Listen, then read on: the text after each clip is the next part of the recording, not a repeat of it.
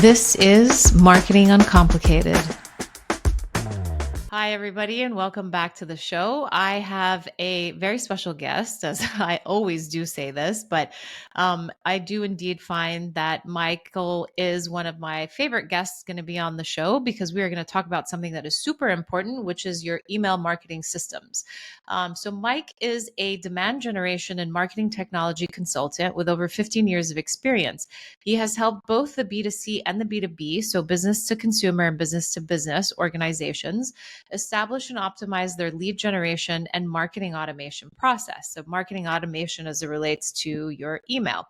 His experience includes award-winning work at the New York Times, where his team's email marketing campaigns played a central role in converting over 1 million users into paid digital subscribers. Some big numbers here. Later, he served as one of the earliest employees of the popular OTT startup for Fubo TV before entering the B2B sector and working for various SaaS companies, so system as a service.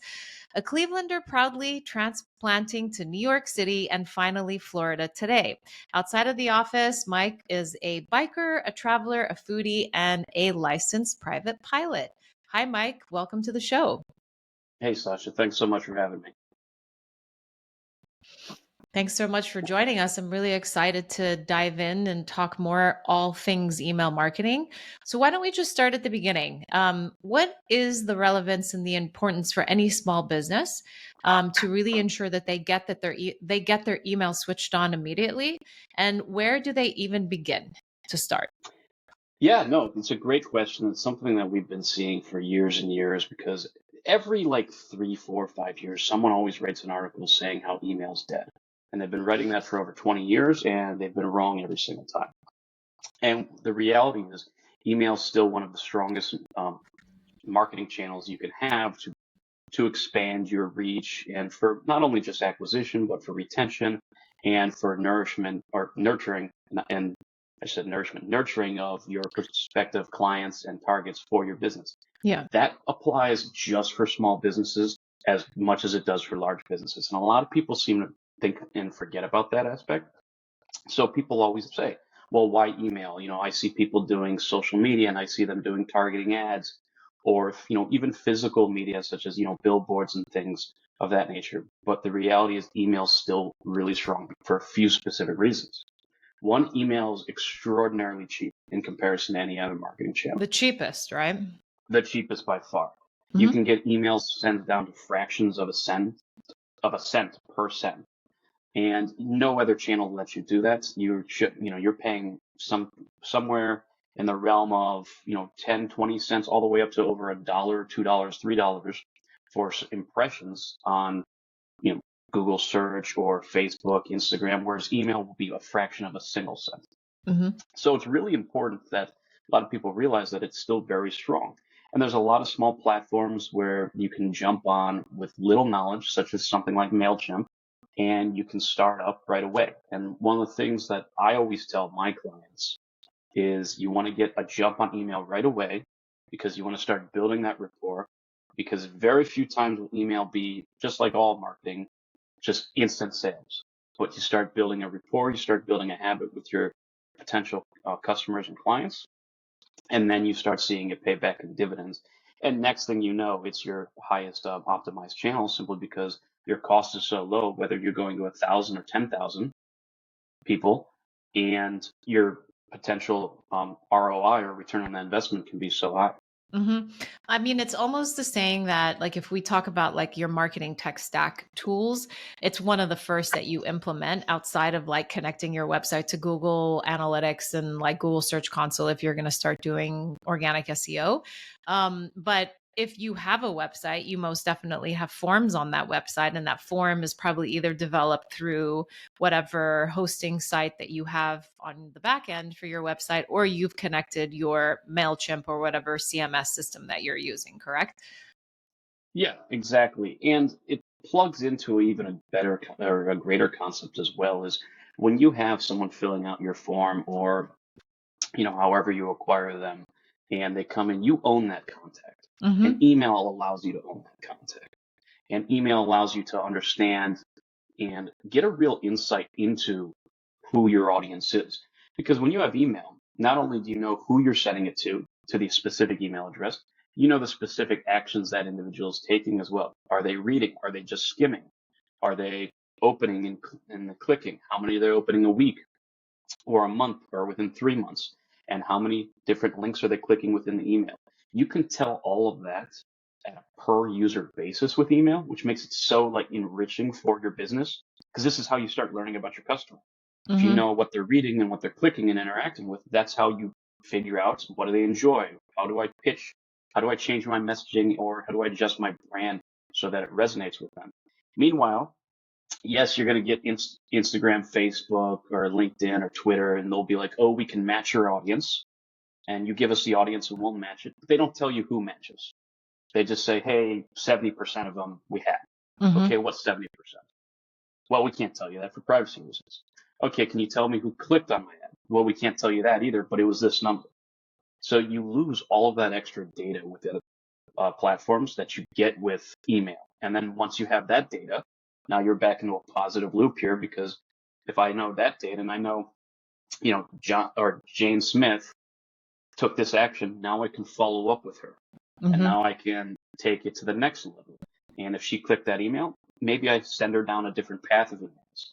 Mm-hmm. And now I have all of this decision-making data that we can just build upon and make a more tailored experience that you honestly can't do as accurately with other channels. No, absolutely. I like that. Let's definitely dive into that a little bit more, and let's talk about Okay. you've set up your email system, you're growing your list, you're doing some marketing, whatever type of marketing you're doing, whether it's digital, like organic SEO, you're going to events, people are following you, you've set up, or you haven't quite launched, you're in beta.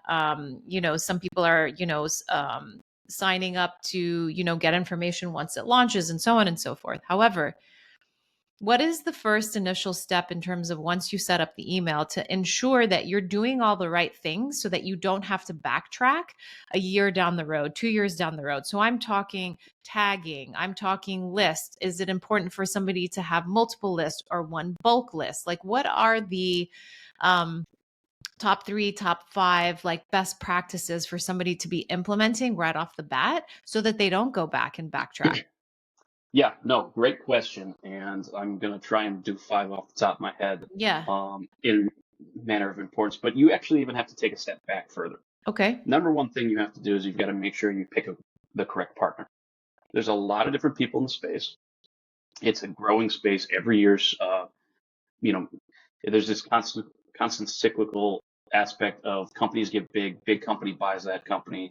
They're called ESPs, email service providers. Mm-hmm. They get big, a big company buys them, big company just kind of shelves them, and then they kind of become disasters. New companies rise up, and just a cycle of repeating. So the thing is, you got to pick a good partner, because that's going to that's going to build the basis of your entire foundation. Because the last thing you want to run into is a system limitation for what you want, because you can't get around that. And that would involve in the future changing to a different platform, which can be very costly, time consuming, and could end very poorly for you by really making you rebuild and restart 6, 7, months or even a year or two down the And line. having to transfer off and migrate, which is like Yes. the worst thing to do.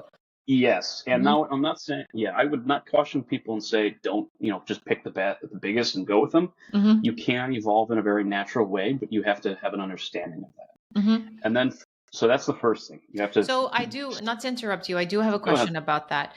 Because there are the Rolls Royces of like the email system, as we Hmm. can kind of say. And then you do have like your BMWs and like whatever, right? Just to like give a car analogy for anyone Yeah. understanding. But it doesn't mean that the Rolls Royce is any better than the BMW or any better than like a Honda CRV or whatever. It just is Yes. dependent on the needs of your business, and then also knowing what you need to grow. So to your point, you're not shifting off, and like you can at least stay on for a multitude of like 3-4 years at least, right? Yes. Mhm. Exactly.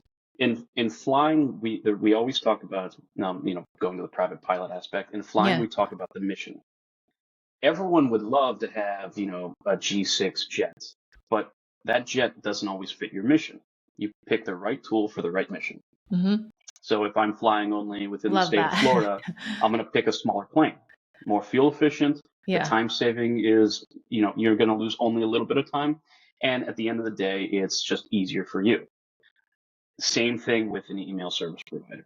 You want to pick the right one for your mission. You can get the, Rolls Royce, Cadillac, which isn't really even that great of a brand anymore. Sorry, Cadillac. Yeah. But you can get to the Rolls Royce or the Bentley of email platforms. But if you're using 10, 20% of it only, you're paying for a significant portion you don't need. Yep. So it is really important to understand that what's the mission of what you want to accomplish with your business?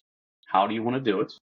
And what's the right platform for you? And there's platforms out there that you pay per send, and you can get a really cheap pay per send. Mm-hmm. Then there's other platforms, which you see a lot in the marketing automation space, where you pay for your active list size. And there is a trade-off point where that makes sense. If I'm sending um,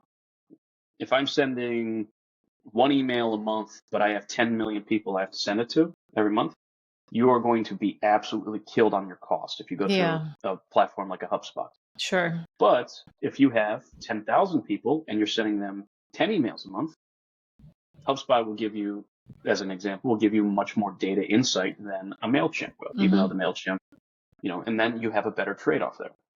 So it's really about understanding that mission and where you want to go. And yeah, you can also plan it for a natural progression. Maybe I start with a MailChimp. Yeah. And then maybe when my business grows, I move to a marketing automation system such as Eloqua, Marketo, or HubSpot. Sure. And that's okay. Yeah. And to dig into like the mission and, what somebody's needs are, what are types of questions that a business owner should be asking themselves as it relates to knowing what their mission is? Because sometimes it can be very complex for them to get there, right? And they're like, they Yeah. understand their needs, but it's like, you don't know what you don't know in terms of needing to ask. So it's like you jump on a call with like a HubSpot who is dominating the market for small business, which is wild to me. No offense to HubSpot. We all know that it's an amazing platform, but a lot of small businesses don't need to be starting on HubSpot. So then it's really knowing the type of questions that they need to be asking themselves and then asking the rep who's selling to them to ensure that they're making the right decision. And what are those type of questions? Yeah, no, it's an incredibly good point. And full disclosure, I am a partner of HubSpot, but you're completely right. And I tell this to my prospective clients as well. HubSpot's a fantastic platform, but for small businesses, it can be very expensive and it's not worth the cost. And you've got to ask those questions. And the big question you have to ask is, just from from your first step, am I B2C or am I B2B?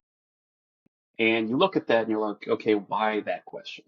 Typically what you have, if you're really in a consumer brand where you're doing transactional sales, you don't have a large nurture cycle is required. If you're selling shoes, shoes can sometimes be an impulse buy. And if you have more of an impulse buy, you don't need that 6-month nurture sequence necessarily to get someone to buy your shoes. Maybe they buy by the third email. Now switch it over to a business to business and you have a complicated sales funnel. You have a sales team that's associated with that who is going to have to go work an account. You have people coming in and then you have to nurture them for 6 months because your sales cycle could be 3 weeks or it could be 12 months. And now you have to start thinking about, okay, what data do I need? If I'm selling, we'll go with shoes. If I'm selling shoes and on average, most people buy within the third email or they don't buy, I don't need to have as much robust data and automations around that because I know that's my window. But if I have somebody that is a 12-month cycle and I want to empower my sales team to have the most information of what are they reading, what forms have they filled out, what white papers, I need a more robust system. So that's really where you start looking at, okay, do I want Which all a goes marketing back to like automation? the customer journey and stuff. Exactly. Do I want something that's more robust with the marketing automation, which is where you go into your HubSpots and your Marketos? Or do I want a system that's a little bit more transactional nature where I can send high volume to more people, constantly move them in and keep my cost down?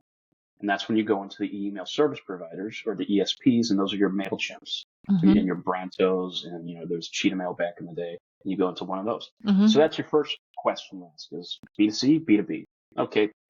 I'm not saying that you're stuck in one of the two lanes, but that can really be a nice, jumping point for what you're doing. Am I doing more transactional or more nurturing? And then you've got to think about what your time you have available for it. If I'm a small business and it's just me and a couple other people, I don't have the time to necessarily build a large automation. There's more important aspects of business that I need to have done right now. I need to train a sales team, or I need to, go to shows. I need to work on ad copy. I need to, make my product better. And at that point, it's not necessary to have a big tool that can send, elaborate drip campaigns or goes through elaborate decision-making trees. So save your costs for now. Put yourself into something like a MailChimp. Get some emails out that are just, like a week, a monthly newsletter or quarterly newsletter, and some product announcements. And then you'll still be able to move over, and that'll be a very easy move for you to do that. Flip side, if you have a company that is a very technical sale, and that that you have people that's a very niche environment, and you have a salesperson that's got to work a lot of them, that's when you want to start going into more of the, hey, what's a marketing automation tool that's going to help me? Mm-hmm. Because the way to think of a marketing automation tool is more of, it is a tool to help you empower your sales engine. And it's by providing more feedback to the sales team, or yourself if you're doing the sales, to provide more customization. So it's more of a unique hand point to them. So they are seeing something that looks tailored immediately and directly to them. Yep. And it's the entire tools around it to help you basically set up your team to push it over that 1 yard line. Yep. That you don't necessarily need with some types of businesses. Yep. So those are some big questions to ask right there. Yeah. So there's also platforms that relate to like a lot of B2B companies that are going to be doing cold outreach. So talk to us a little bit about the difference between owned email addresses, people that have opted in, versus people that you're just reaching out to. You may have, in the world of purchase lists, there is obviously pros and cons against it. And we can get into that, but talk to me a little bit about the various platforms and why somebody needs to set that up. And from a technical standpoint, also talk to us about the setup of the email system and warming up your IP. So that's part two. So the difference between cold and warm systems, and then setting up your email in a warm system so that you make sure your IP is good. And then so you can also talk about like the DMARC and like all those authentications. Yeah. So first, let's dive into like the cold systems versus the warm. Yeah, so, add a little context, and this is so way back 25, 30 years ago, the United States developed a law called CAN-SPAM, which was followed closely from Canada's. There's this CASL, CASL. They're both acronyms. And then more recently, we have GDPR out of Europe. So for legal purposes, I will say that you're not supposed to cold email anybody directly unless they have opted in legally. I will say that. Now, that's not the actual nature of business as a whole. Okay. Yeah. For a lot of people in B2B are doing cold email outreach, and it's still a viable tool. And cold email outreach just frankly means, for anyone who's unaware, it's just you bought a list, you have their name, and they've never heard from you, and you're reaching out to them. Now, there's a lot of technical aspects that a lot of people don't know about that. So when you go in and you deliver an email and you go through a MailChimp or, any of these platforms, they're always going to say, hey, 98% of these emails were delivered. That does not mean anything. That just means that from a technical standpoint, the email went to, we'll say Gmail, we'll use them as an example. Email went to Gmail. Gmail says, yep, that person exists. Yep. Good for you. The reality is there is another layer of security on top of that called, and this is what's referred to as true deliverability. That just means that Gmail said, yep, that email exists. That does not mean Gmail sends that email to their inbox. And this is even more important for large companies who have internal IT security teams. That's just, just because they said, yeah, it exists does not mean that they're giving it to that person. It also doesn't mean it's not going into the spam. And that's the other thing. It doesn't always mean it goes to spam. It means sometimes they just say, nope, I'm not delivering this at all. Yep. And this is where the technical stuff comes in. So what you have is warm and you have cold. Warm are people that have opted in. Warm is how most platforms encourage everyone to only send to warm, and you'll see if you actually do any of the data uploads, There's a little disclaimer saying, hey, I did not buy this list. This is a list of people that expect to hear from me. Please check this. Mm-hmm. And that's because for the liability of, canned spam in America that they do that. Those will always typically, you'll have good open rates with that. Mm-hmm. And the reason that you have all this warm and they want to make sure to do that is because when you have IP addresses, which a lot of these companies, you share an IP address with a few other companies. Okay, this is from a technical standpoint. You're going out of these mass servers. Mm-hmm. It's so that you can get ramped up faster. They don't want the reputation to get hurt. And okay, what does that mean? Because now this is getting confusing. There is a few companies online, the biggest being a company called Spam House, Mm-hmm. Spam Haus, Mm-hmm. that carry what's referred to as online blacklists. Okay. They set up a bunch of different email addresses across the internet that they know, because they own them, have signed up for absolutely nothing. Mm-hmm. The only way you can get that email address is if someone has scraped, which is the technical term for, just finding emails and like pulling them off the internet, has scraped the email addresses. And once you hit those, you go on, they say, hey, you sent to this email address that definitely didn't sign up for anything. Yeah. I'm going to tell all the big players that you're a spammer. Mm-hmm. And that tanks. Definitely And not the house you want to be in either. Now you go from, hey, 90% of my emails are getting there to 10% are getting there. And this is a problem all companies deal with. The New York Times dealt with this a few times. Even with such a large brand name, you sometimes deal with it. And it can kill your company. I've worked and advised companies where we had to switch their entire name of the organization. We had to switch their entire domain URL. Isn't that why when you're reaching out with cold emails that you want to have multiple domains of that email going out? I mean, a way around things, right? Yeah, so that's some of the tricks. The IP addresses aren't as important these days as the domains are. Yeah. So, and this is where DKIM, DMARC, and SPF records come in. Essentially, long, very short explanation is that's when if you're sending through a constant contact, you use those three, DKIM, DMARC, and SPF records. You connect them to your domain so that the internet knows constant contact sending on your behalf and so forth. Mm-hmm. So you nuke your domain. And what happens with that is then you get to the point where no one's opening your emails. Someone goes to your website and it's, you get one of those warnings that say this isn't a secure website. Yeah. And you can't do business. You can't even send a, hey, thank you for purchasing email. Everything just goes to heck. Yeah. So how do you do that? So that's warm aspect. So the warm aspect is, everyone signs up, they opt in, maybe they opt in twice, the one where they opt in and then they receive an email and then they opt in again. It's called double opt in. That's how warm happens. How do you deal with that from a business standpoint when you have cold? And that is, I'm not sure if I lost you for a second. No, I'm here. Okay. And so from a cold email aspect, how do you do that? Even though you're not supposed to do it. This is where people are getting very sophisticated. There's a few different partners out there that will make 6, 7 different IP addresses and domains associated with that. And then they will throttle the email sends. So let's say if you run acme.com, you make acmeoutreach.com, acme with and then an s.com, acme.org, acme.info, etc., etc. And the entire point behind that is so that if any of those get caught, your main domain is still safe. Yeah. You can still do business. So there's a lot of sophistication out there right now, and there's some players out there that you can contact. Well, they'll spin up 4 different domains for you, 2 email addresses apiece. So now you have 8 email addresses, and then they'll throttle you. So each email address is only sending about 50 emails a day. They space them out every 7 minutes. They sends one.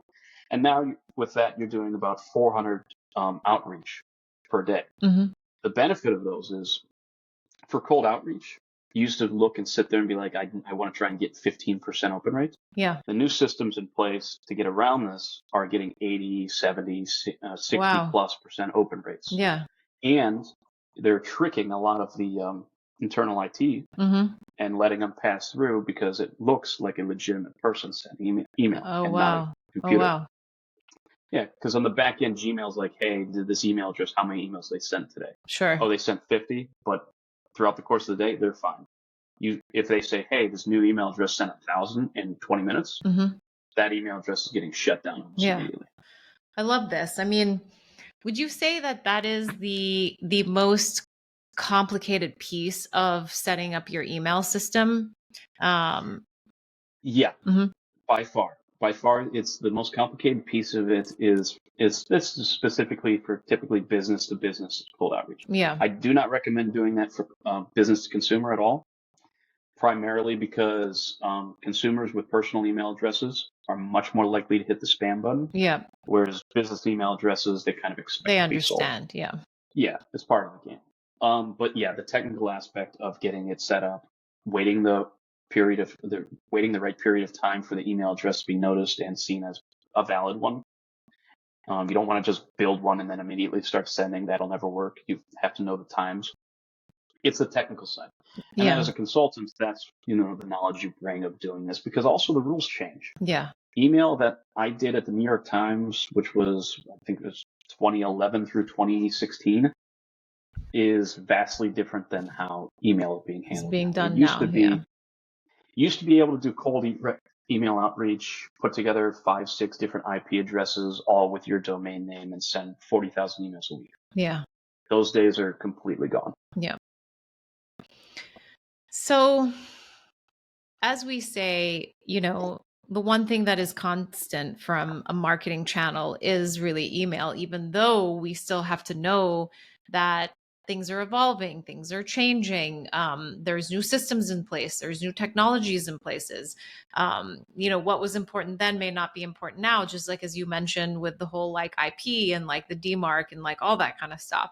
Talk to us a little bit about how AI is both supporting and maybe, pushing back a little, because I know that on the heels of, I mean, we all know AI just didn't drop out of nowhere yesterday, and it's been around for a long time. And, even the little pieces of like automation is like considered AI and, those type of things. But how is both AI acting as a pro and con right now to the industry of email marketing, or really the segment of marketing from that channel and that perspective? What are your thoughts on what is happening now and where it's going? Yeah, no, it's actually something that has been a real big, you know, really just uprooting and kind of just taking a blowtorch to the industry in the past couple of years. Hmm. Biggest con of email is it's going to put people like me out of a job.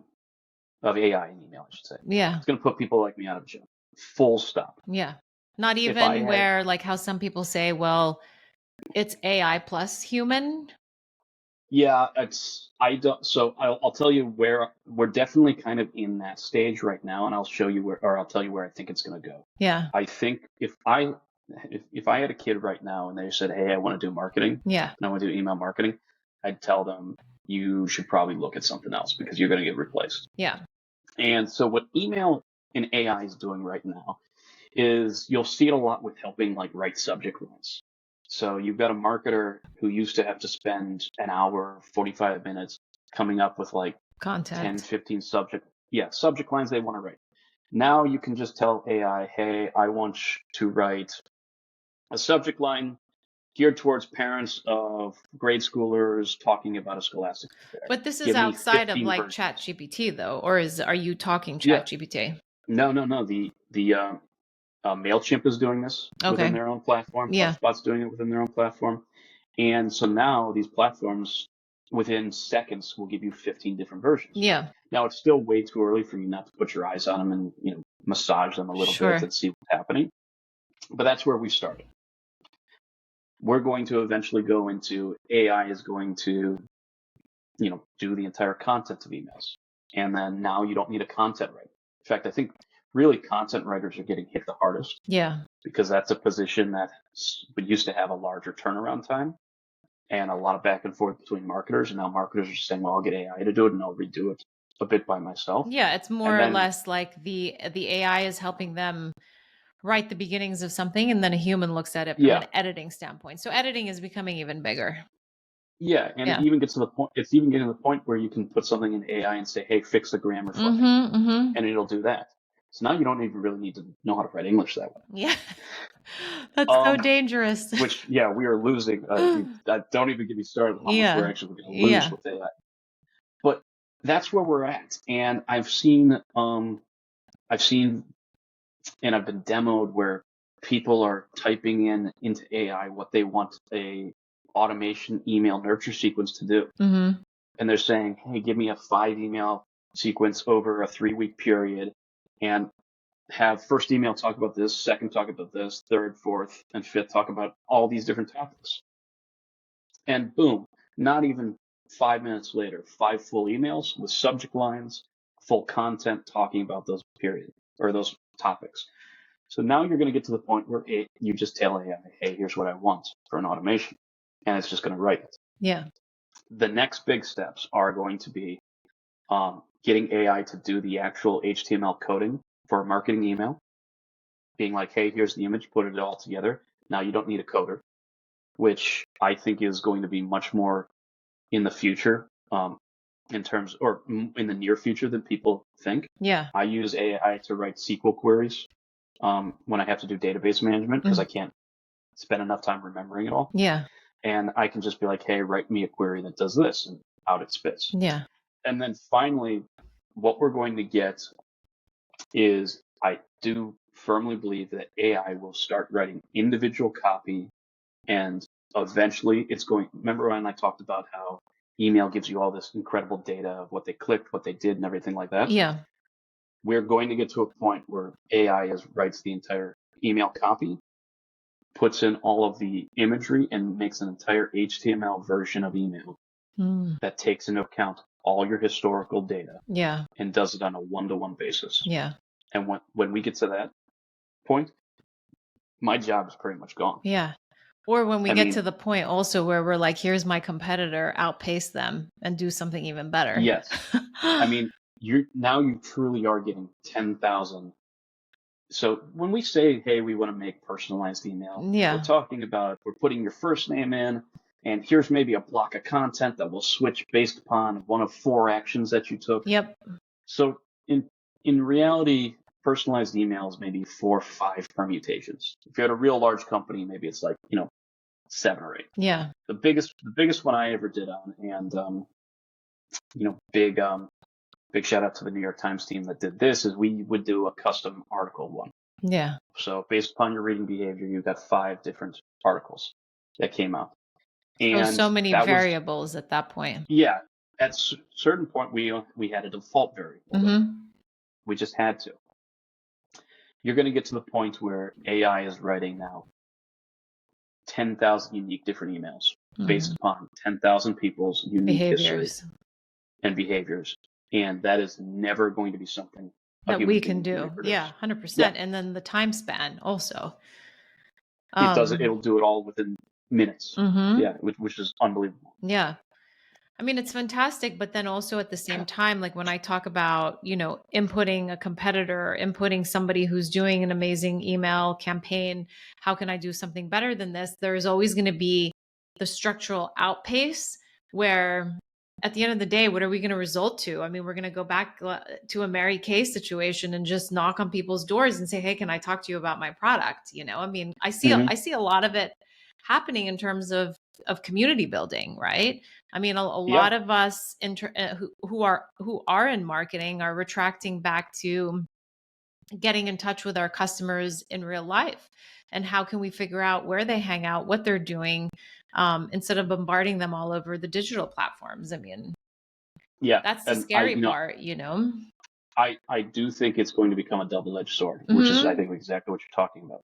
People are going to go, it's going to go so far to that personalization Where and not nobody's going to understanding. have a space to win.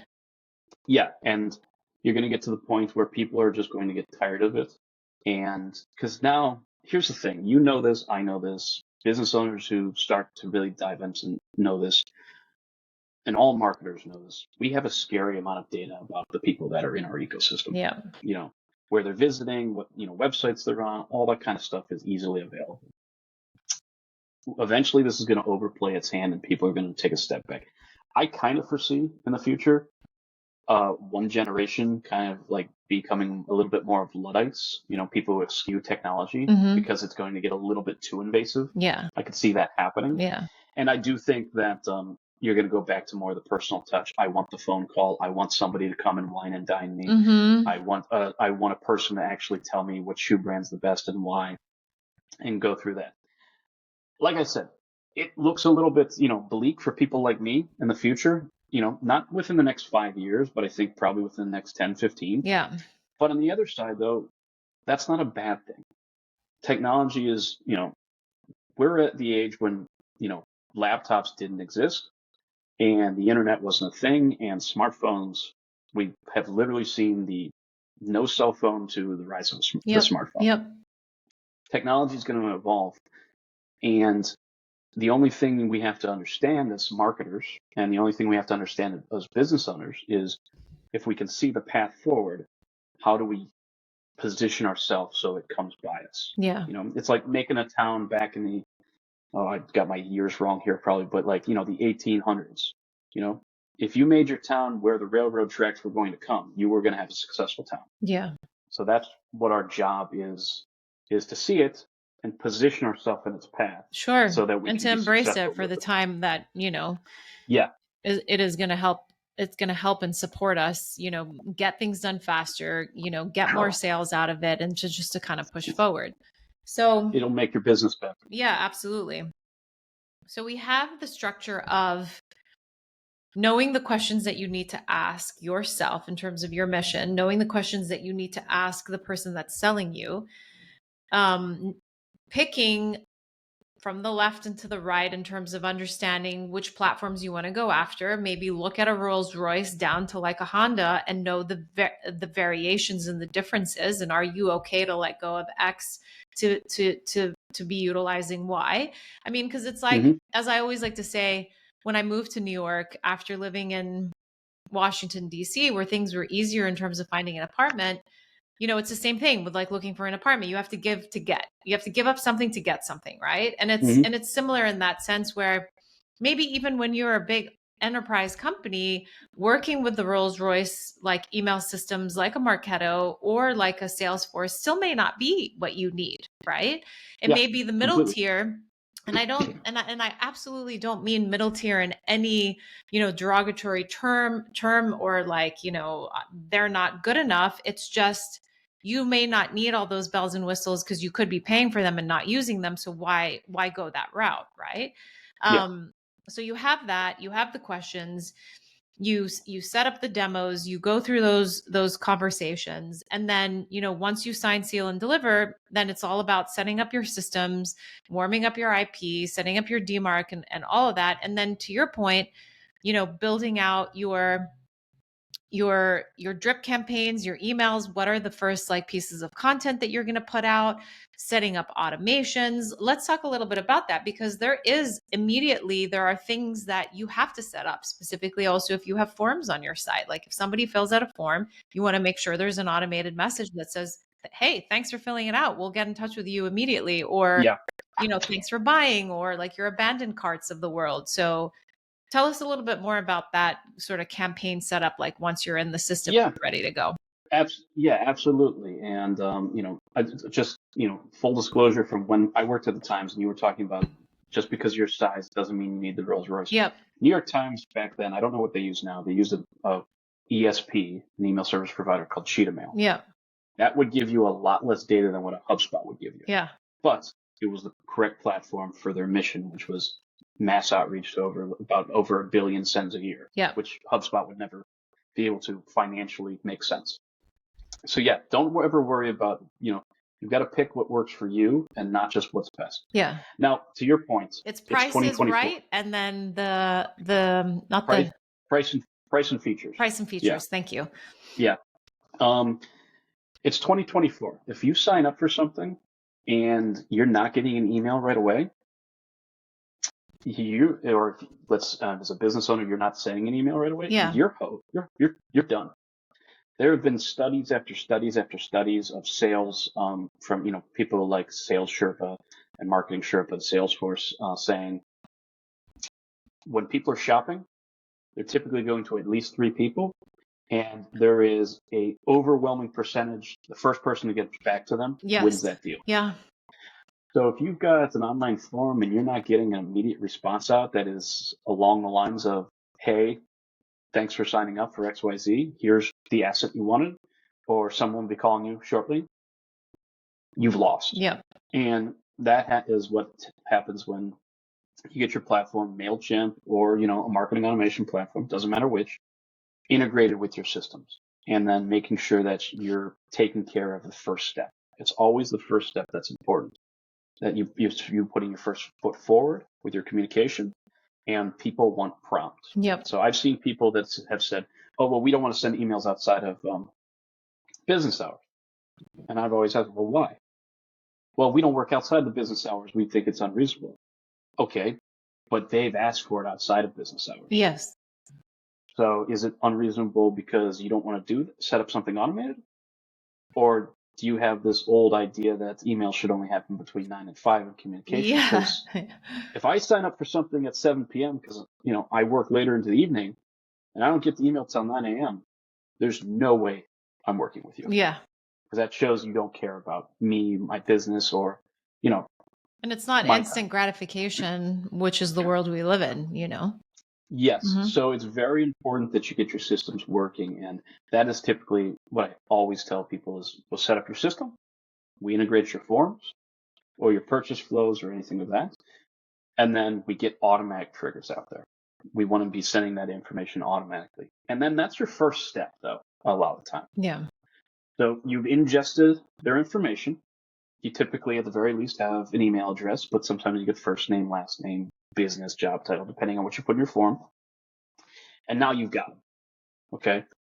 And what I mean by you've got them is you know who they are. You know how to reach them. They have told you how to do it, and they've given you the preferred method. You're following up right away. And now you start to build their journey. Mm-hmm. So you can do that in many different ways. If you have a website that's very like a clothing brand, and they've gone and filled out something on a website about pants, Yeah. you can start down something about pants versus something about jackets. If you don't have that kind of sophistication in your website, you don't have that many options, you put them down a generic one. And then based upon what you're seeing them click on, maybe you can spider them out a little bit. Or maybe you do something simple as just that first one, and then you have a salesperson call them, and depending on how that call happens, you send them down a path. But the important part is really you've got their information. Now you've got to decide what's best for my business that I do with it. Yep. Because you hold all the cards for the outreach at that point. You just have to figure out what you want to do. And I always tell everybody, always be testing. I agree.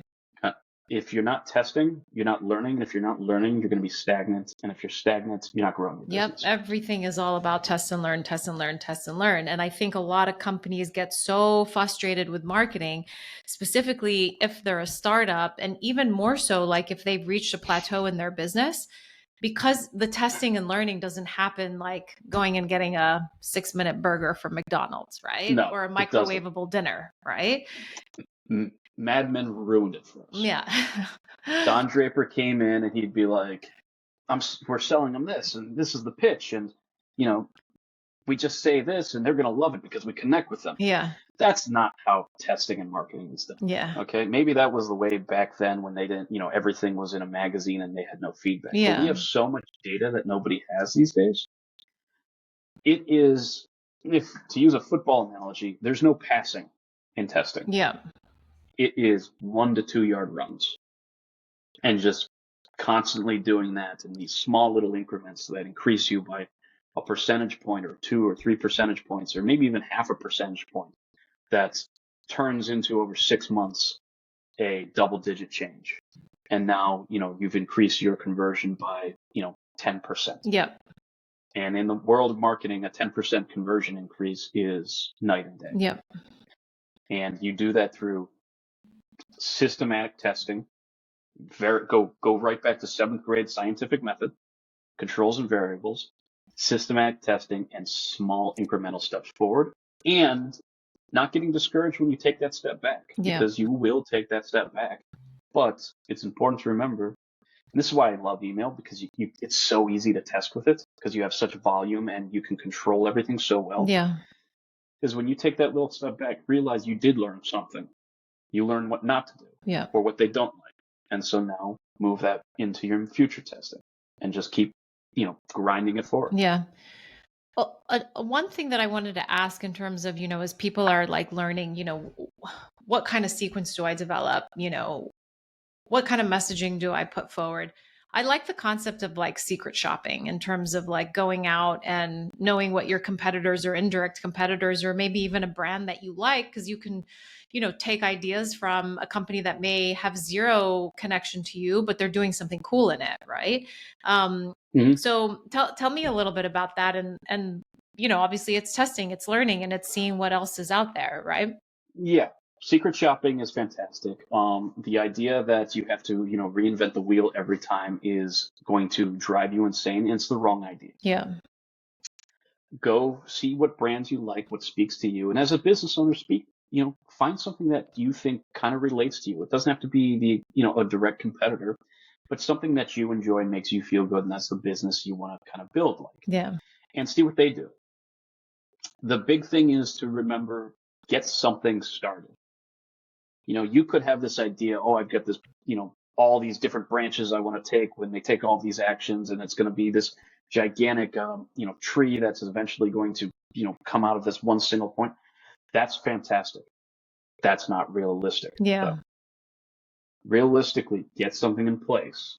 Make it simple, make it easy, make it efficient, and make it that it works, and then start looking at your next steps. Yeah. And to do that, you're right. Secret shop, find something that you like, and kind of follow that. Remember, you can always change it. But if it's not active, you don't have results. And if you don't have results, you don't have any learnings. And if you don't have any learnings, you're not, you're not running your business. Yeah. I've seen people want to wait, you know, a month or two. They're like, oh, we've got our entire sequence. It'll be ready in a month or two. Yeah. And I just sit there. I'm like, okay, well, what are we doing now? Oh, well, nothing's ready now. So we're wasting 2 months, and that's 2 months of purchases. That's 2 months of lead generation. That's 2 months of nurturing that will, if you've got a 4 month sales cycle, that's half the sales cycle. You're just sitting on doing nothing, Yeah. all because you've got this vision in your mind and you're forgetting that your vision is great, but today's important. Yep. And you have to start with something today before you can implement your vision in a lot of cases. Yeah. Love that. Wow. Email marketing is just it's a whole world, but an amazing Yeah. channel. I mean, as you and I have been talking, things change, but I think the one thing that remains constant in terms of communication, at least today, right now, is email. What are the key takeaways, Mike, for those that are listening, either starting off or needing to take a step back, that you kind of want to push forward to let somebody know that it's not too late to optimize, or these are the things that you need to be thinking about as you go out there? Yeah, absolutely. And I know we jumped around a little bit, so I apologize to people who are seeing that and being like, oh man, you kind of went left, right, and center. Um, but the key takeaways are, first off, email is very important. It is going to be your most cost-effective marketing strategy that you can do. Whether you're doing it for retention, whether you're doing it for acquisition, whether you're doing it for abandoned cart, or you're trying to win back people, it's a cheap one. And you set up the system, you can do all of that within the same system, and it's very cost effective. So always remember that. Second part about it is that you harvesting all that data. You're learning more about your customers. So Mm-hmm. don't ever discount that when you're doing email. So you've got it cheap, you're getting a lot of data, and just remember, it's not set in stone. You don't have to sit there and think that I put an email together and I can't get rid of it, or I can't. It's a safe place to test. Yep.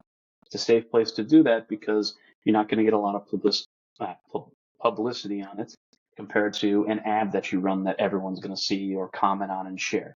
No one comments on an email to a big group of people. Sure. No one sends it on their social media and says, I can't believe they put this in an email. Yeah. It's a safe channel for that. Yeah. There's no share button, or there's a forward, but they're not forwarding it to 10,000 people and going viral. Yeah. So keep that in mind when you're making email. And yeah, it can be very intimidating when you say, okay, you've talked about all this and you've given me all this warm versus cold email. How do I do it? Yeah. And I would recommend, if you have the budget for it, find a consultant. Do not keep your consultant long term necessarily. Bring someone in to help you Set up. set it up and teach you. And then email is very simple to do. You can get somebody straight out of college or even somebody with a high school diploma with a little bit of training. YouTube's a fantastic, Resource. tips and tricks. Mm-hmm. Yeah, resource for that. And you can get them running your email program very easily. Running it, not building it, but just running it. Mm-hmm. And if you don't want to do that, if you don't have that within your budget, a lot of these ones with startups are very intuitive. MailChimp, for example, is a great first email system for a lot of companies. Yeah. They have multiple guides of what is DKIM, what is DMARC, what is an SPF record, how do I do that? How do I do that with GoDaddy versus a Squarespace site? And they'll give you detailed steps and just follow them. Emails, the one benefit of email being around so long compared to channels like TikTok or newer social media channels is people have written a bunch about it. Yeah. And there's how-to guides and there's everything. So it sounds intimidating, but there's tons of resources to help you get into it and help you start. And then finally, the last point of it is just start sending. Yeah. Well, that won't be my last point. My last point will be a very small one, but just start sending. Yeah. Start sending email, start collecting results. Don't worry if it's going to be good or bad. Let them tell you if it's good or bad. Yep. If you're seeing unsubscribe rates, it's bad. Stop it. But if you're seeing clicks and opens, it's good. Yes. Keep trying. Yes. But I think that we also have to make the audience aware that those that do unsubscribe, you want them unsubscribing because they're not going to be your audience, but be wary of bombarding them with emails. Yes. Yeah. The unsubscribe is the biggest tool of complaints that you have. People won't respond to your email and be like, I don't like this. But don't be afraid of them. Okay. Yeah. People will unsubscribe and because either it's not relevant. Yeah. Which is fine. That means they weren't going to sell to them anyways. You're sending too many, and their inbox is clogged up, and they don't want to deal with it, or they find it offensive or something. So you can still kind of glean learnings from that. Yeah. And then in terms of them, don't be afraid of email. It's a fantastic point. I always tell people that you're not a real email marketer until someone's threatened to sue you. Yeah. Until someone has written you back and saying, take me off this or I'm going to sue you, my lawyer's going to come after you, you haven't really done it. We used to have at the New York Times a wonderful gentleman named Oswald. Yeah. Where we would have people come to the building and actually want to complain in person. He'd have to go down because of the email. Yeah. He'd have to go down and talk them off, the list. Yeah. Now they were all nice people. That's we're just a little aggravated, but to say the least. Seen it all. Yeah. Okay, even the big companies. Yeah. So don't fear that. And then the one last tip I will always give everybody. Okay, because I've done this and I've learned from this. Yeah. Never hit the send now button on an email.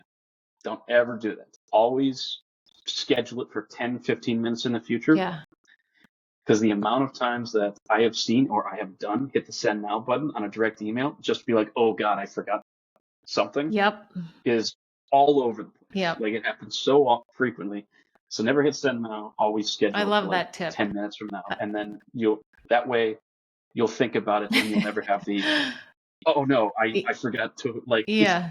When it's like forgetting to attach something, you're like, oh, I forgot to attach it. I look like an idiot. Yeah. Oh, maybe it's okay if you do it. Yeah. You send it to one person, not big deal. But if you send it to 10,000 people, it's a huge deal. A big oopsie. Yeah. Yeah. Maybe AI is going to come up with